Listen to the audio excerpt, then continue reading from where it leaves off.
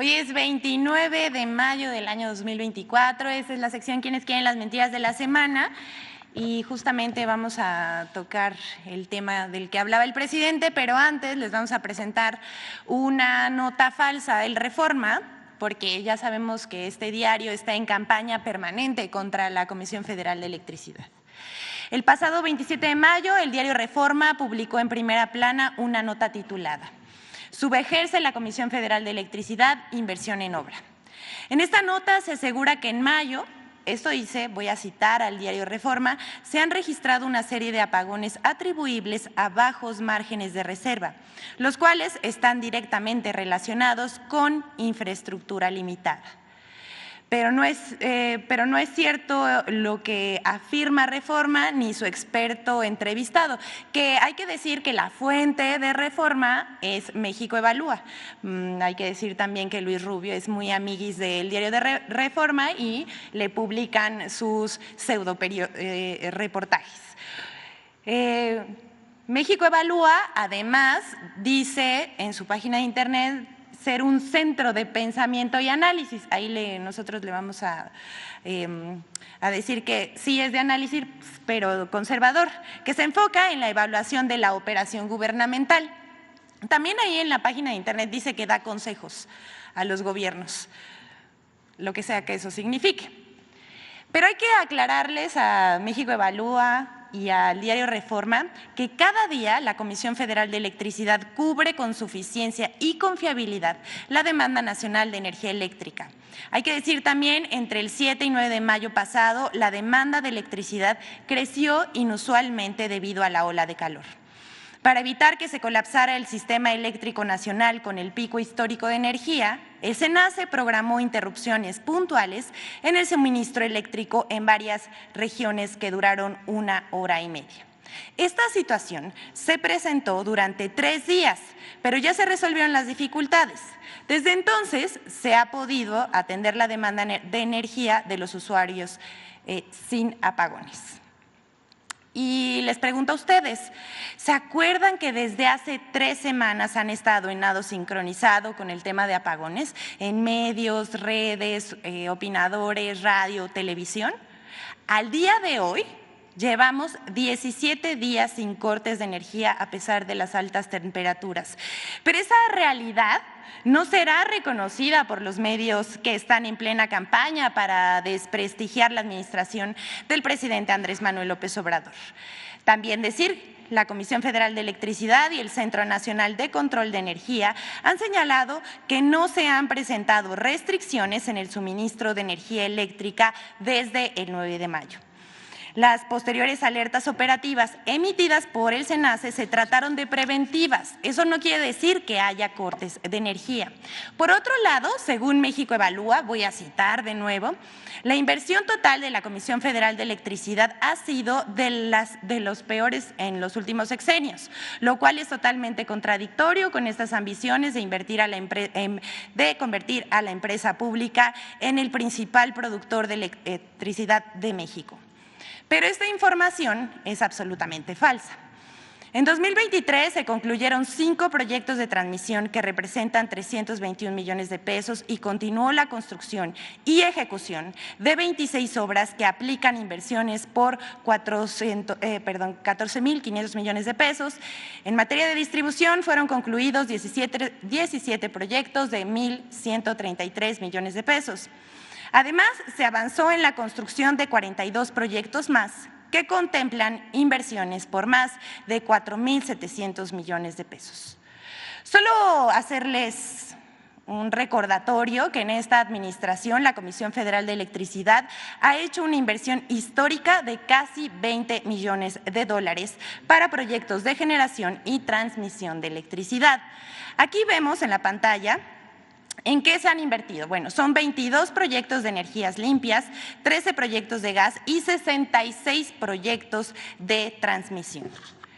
Pero eso no es todo. Vamos a comparar con los sexenios de Fox, Calderón y Enrique Peña Nieto la inversión. Como ustedes están viendo, es por mucho superior a los anteriores sexenios. Pero hasta aquí esta información. ya sabemos que Reforma un día sí y otro también miente, y uno de sus tópicos favoritos para mentir son las empresas públicas y la Comisión Federal de Electricidad. Pero a propósito de lo que decía el presidente Andrés Manuel López Obrador hace un momento sobre esta campaña que hubo durante estos 4 meses, vamos a presentarles cómo medios internacionales le entraron a la guerra sucia en contra del gobierno del presidente López Obrador. Desde el primer mes del año comenzó una campaña sin precedentes. Por un lado, iniciaron esta andanada medios de comunicación internacionales y los nacionales lo replicaron abundantemente. Vimos en medios, radio, televisión, cómo le daban cobertura máxima a este tipo de notas y reportajes que vamos a presentar a continuación. Pero a la par vino la ofensiva digital más grande de la que se tenga registro. Más de 100 hashtags, incluyendo el de hashtag narcopresidente AMLO, y más de 30 millones de mensajes en 4 meses con participación de miles de cuentas falsas, automatizadas, robots y granjas de trolls, los famosos troll center. Al mismo tiempo se dio una ofensiva política de los voceros del conservadurismo en redes, medios y parlamentos para difundir la misma tesis. En esas 3 pistas se ha dado esta batalla política y de comunicación. Todo empezó, vamos hacia atrás, hace 4 meses, cuando se publicaron simultáneamente 3 trabajos periodísticos en medios internacionales que buscaban implicar al presidente Andrés Manuel López Obrador con el narcotráfico. Los 3 trataban sobre el mismo tema, citaban la misma fuente de información, la DEA. Incluso el director de uno de ellos declaró que recibió recomendaciones de agentes de la DEA para publicarlo simultáneamente con los demás. Esto se confirmó en el diario La Jornada, que también dijo que los dos, Tim Golden y Stephen Dudley, se habían puesto de acuerdo para publicar el mismo día. Vamos a decirles cuáles son los reportajes que se publicaron a finales de enero de 2024. Uno, decía yo, escrito por Tim Golden en ProPublica, otro por Anabel Hernández en la Deutsche Welle, es un medio público alemán, y Stephen Dudley en Inside Crime. Todos mencionan, sin presentar pruebas, que en la campaña de 2006 Andrés Manuel López Obrador recibió dinero del cártel de Sinaloa. Pero además de ser falso, se trató de un montaje organizado por la DEA. Ninguna de las supuestas revelaciones aportan una sola prueba de que esto ocurrió. Es más, recordemos que en ese tiempo Mike Vigil, ex jefe de operaciones internacionales de la DEA, declaró en entrevistas en diversos medios que cuando leyó el artículo de Tim Golden para ProPublica no había ninguna evidencia de lo que estaban tratando de decir. Es decir, no decían nada, no tenía ninguna prueba y pues esto resultó falso. ¿Ustedes saben cómo se llama esto? 3 reportajes publicados el mismo día. Se llama nado sincronizado, con el que da inicio una de las campañas de mentiras más grandes contra un gobierno progresista. Millones de publicaciones en contra del presidente de México durante meses. Pero esto no paró en enero. El 22 de febrero, The New York Times se sube al tema. La reportera aclara que se trata de una segunda investigación que realizó la DEA en la que busca involucrar al presidente de México con supuestos financiamientos ilícitos que habrían recibido personas cercanas al candidato en las elecciones de 2018. ¿Pero qué creen? No presentó ninguna prueba, ni una sola. Todo resultó falso y fue otro intento para golpear al gobierno de cara al proceso electoral. Pero si ustedes piensan, nada más fueron 4, no paró ahí, porque el 25 de febrero el periódico estadounidense The Wall Street Journal publicó un artículo titulado «La política criminal de México de abrazos no balazos, propaga dolor, asesinato y extorsión», en el que señala que los arrestos por parte de la Guardia Nacional en México, creada durante el gobierno del presidente Andrés Manuel López Obrador para reemplazar a la Policía Federal, cayeron a 2.800 en 2022 y que en 2018 habrían sido 21.700 según la Agencia Nacional de Estadísticas. A lo que se refiere el diario estadounidense es al INEGI. Pero esto también es falso. Y recordemos que este reportaje, salivando, Claudio X González lo empezó a difundir por doquier, pero es falso. Este diario tergiversó los datos del INEGI, así de tramposos son, pues utiliza una gráfica que no se especifica que el motivo de la detención de personas de 2023 y el diario estadounidense asegura que se trata de detenciones de personas relacionadas con el crimen organizado. En esta administración han sido detenidos más de 86,000 presuntos delincuentes y no, como dice el diario estadounidense. Hasta aquí esto, pero la última andanada de los medios de comunicación internacionales en contra del gobierno mexicano y tratar de generar una percepción de inseguridad y continuar con el ataque de vincular al presidente con grupos de la delincuencia organizada. En mayo eligieron el tema de la seguridad como el tema de ataque. Y para el 20 de mayo, el diario The Financial Times publicó un artículo en el que expertos en seguridad,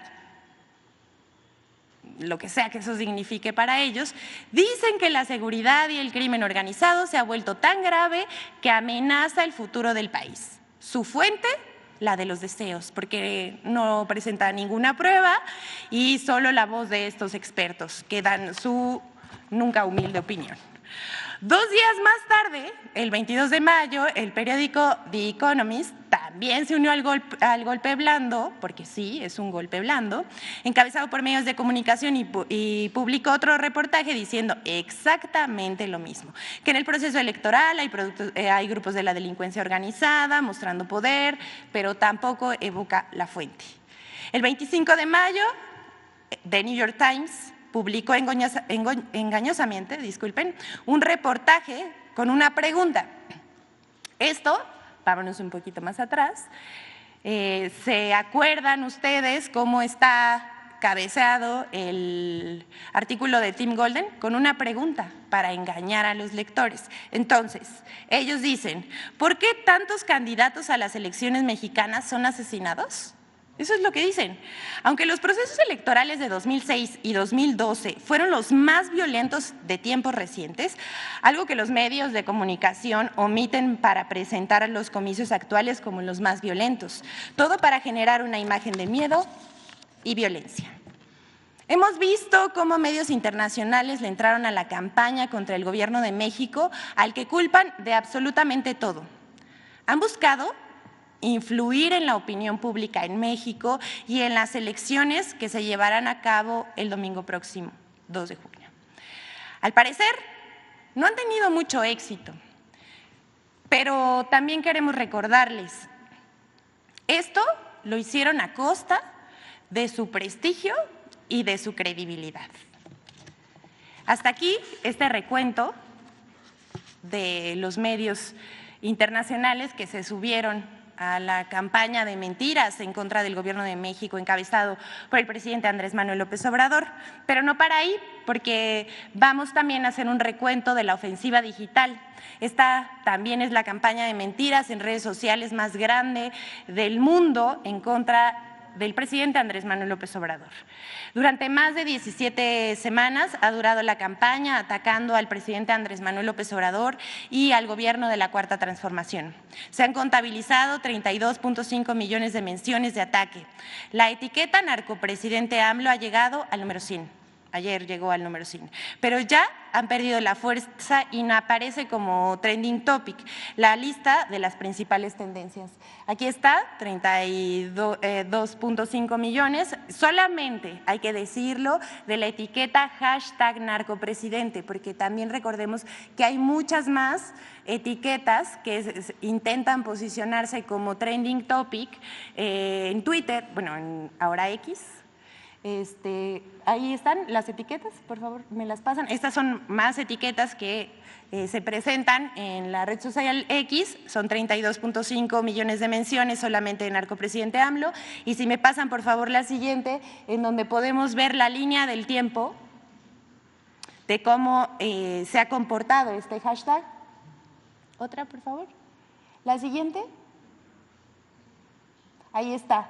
Febrero, marzo, abril. Ven cuántas etiquetas posicionaban, digamos, cada día y que ahorita pues ya se desinflaron. Aunque le han invertido, ya saben, muchísimo dinero. Vamos a recordarles, más de 95% de las cuentas participantes han sido cuentas tipo bot o bien cuentas automatizadas que replican mensajes pagados por instrucción. Y más de la mitad son del extranjero, sobre todo de Argentina, Colombia, España y Estados Unidos. Recordemos también que han presentado estos hashtags equivocándose con errores de dedo o errores ortográficos que evidencian la existencia de un troll center.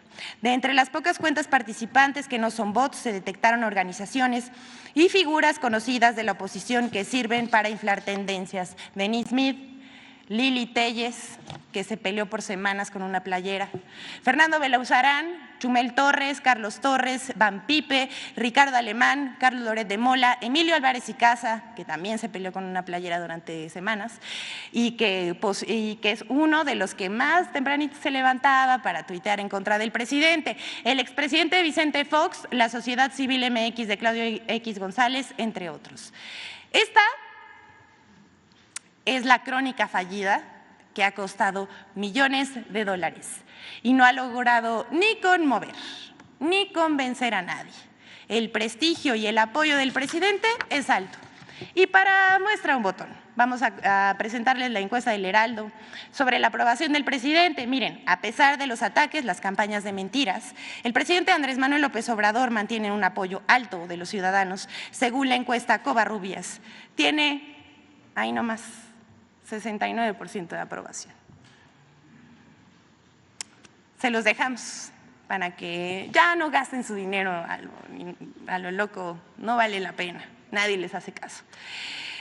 Lo que sí hay que evidenciarlo e informarse que esto es lo que está ocurriendo y esto es lo que hace la oposición en nuestro país. Ahora, mientras todo esto está ocurriendo, algunos profetas de la oposición, miren, están bien enojados que hasta parece que echan espuma por la boca, ya que se han dado cuenta de la situación de nuestro país. Vamos a mostrarles un ejemplo. Vamos a ver a Héctor Aguilar Camín. Nada más lo voy a dejar ahí, vas a verlo.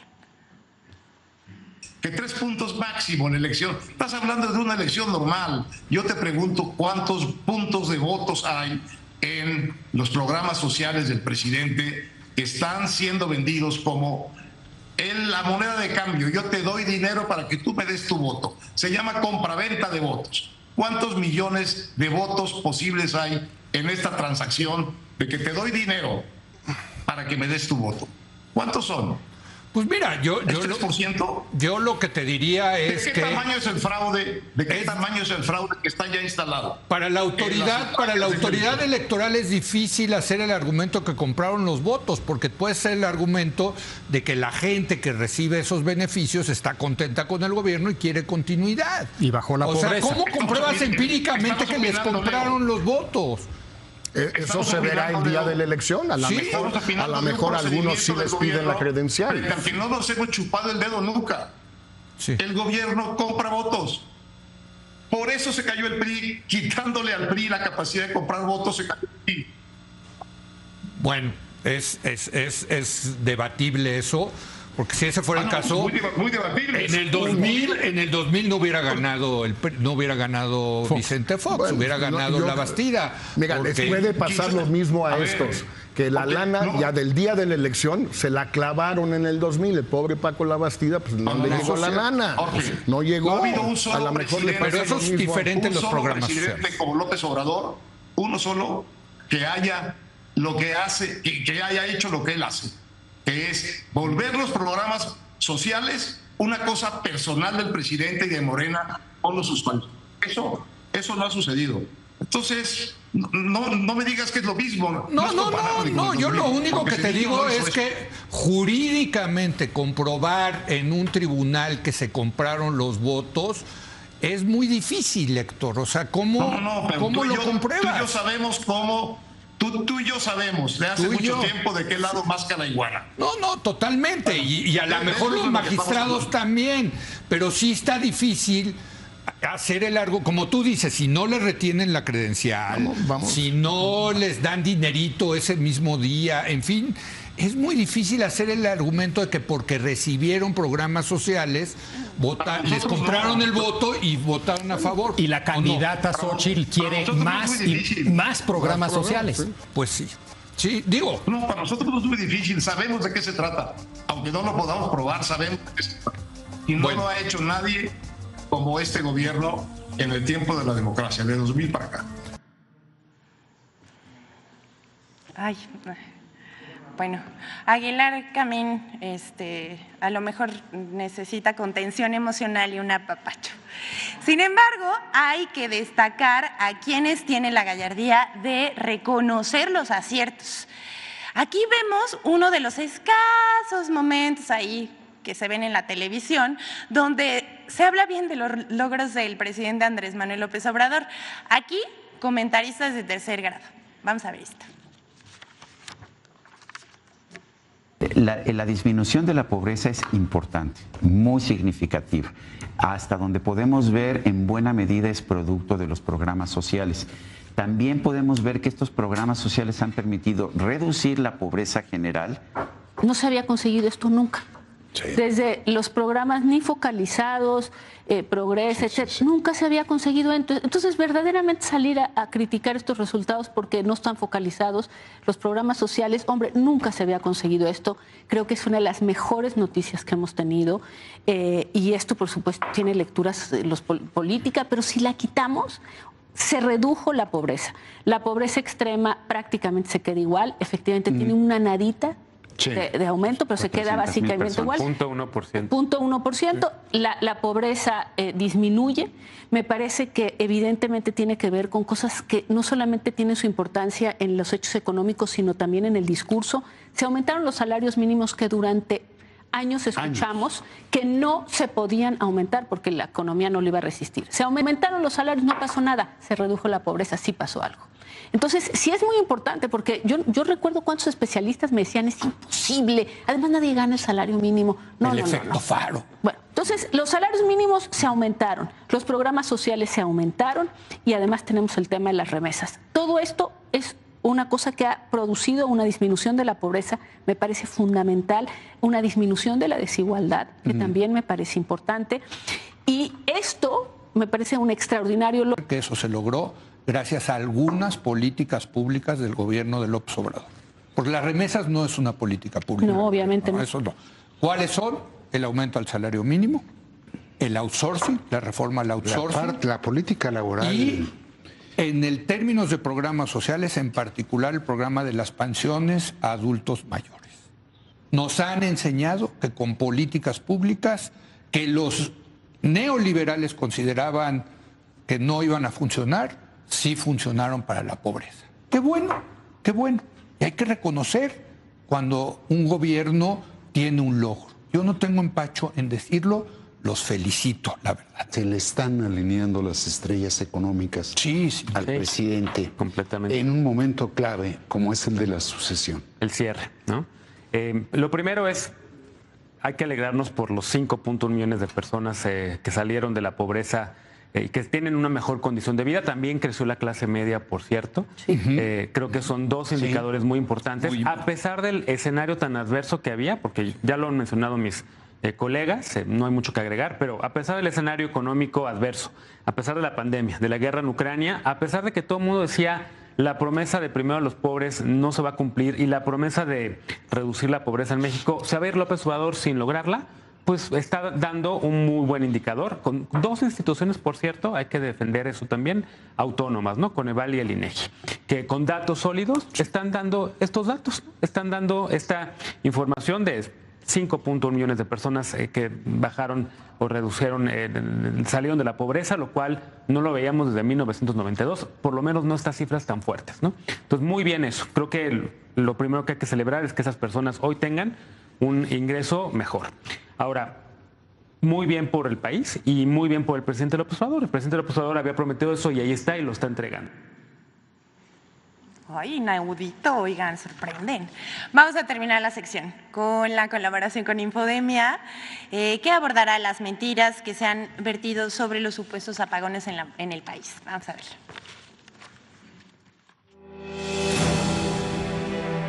Organizaciones empresariales, comentaristas y medios de información lanzaron una campaña de mentiras contra la Comisión Federal de Electricidad.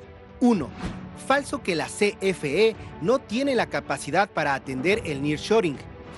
Hoy es claro que el gobierno no puede atender la demanda de energía eléctrica. Estas nuevas inversiones están demandando energía limpia, suficiente, ¿no? Necesitan electricidad.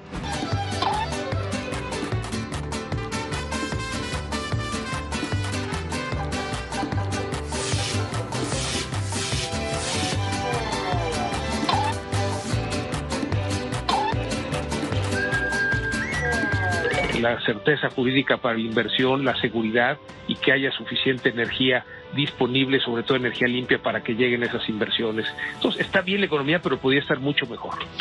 A ver, decías seguridad jurídica y seguridad energética. Eso estamos como muy lejos de lograrlo, ¿no? La demanda y el consumo de energía eléctrica actual en México ronda los 50,000 megawatts, mientras que la capacidad total instalada de energía eléctrica del país es de 87,000 megawatts, suficiente para cubrir el crecimiento de la economía nacional. Además, el director de la CFE ha aclarado que la comisión está lista para atender a cada una de las empresas que se establezcan en el territorio nacional con la energía suficiente. 2. Falso que existan continuos cortes en el suministro eléctrico en el país. El Consejo Coordinador Empresarial hoy emitió un comunicado donde le dice al gobierno que le informe de los apagones. En los últimos días hemos visto cómo el sector energético se está desmoronando. ¿Qué aguas cuando dices Cuba, Venezuela? Pues para allá vamos. No. Para allá vamos a los apagones. El 27 de mayo, el Consejo Coordinador Empresarial aseguró que los continuos cortes en el suministro eléctrico generan afectaciones al sector empresarial. Sin embargo, tanto la CFE como el SENACE han reiterado en diversas ocasiones que no se han presentado cortes en el suministro de energía eléctrica en el país desde el 9 de mayo. Las posteriores alertas operativas emitidas por el SENACE se trataron de medidas preventivas y no de alertas de posibles apagones, como informaron erróneamente los medios de comunicación. 3. Falso que la CFE no ha invertido en generación y transmisión de energía eléctrica. Esto que le voy a informar no debería sorprender a nadie porque desde hace años los expertos han dicho que México va a sufrir una crisis creciente de apagones porque este gobierno ha cancelado las inversiones en generación de energía. Realmente es la falta de inversión en la infraestructura por parte de la CFE, la priorización de fuentes menos eficientes y menos limpias en la generación de energía, la creación de un ambiente contrario también a la inversión privada. Están detenidos muchísimos permisos, digamos, que podrían haberse otorgado y generar que entre la inversión privada. Lo que es un hecho es que se dejaron de hacer inversiones, Alejandro, y esto va en detrimento de la confianza y de la captación de nuevas inversiones. El problema aquí es que no se ha invertido. Yo doy un dato que mencionas tú, sale en primera plana del Excelsior ayer, de que necesitamos, para poder atender todos estos temas en transmisión y generación, necesitamos más o menos invertir 6,000 millones de dólares al año. Durante la presente administración se ha realizado una inversión histórica con 9,171 millones de dólares en 35 proyectos de generación, 22 de energías limpias, que incluye el proyecto Puerto Peñasco. También se adquirieron 13 centrales de generación eléctrica por 6,200 millones de dólares y se impulsan 60 proyectos de transmisión con 4,600 millones de dólares. Infodemia. Es cuanto, señor presidente. Todas y todos un buen día.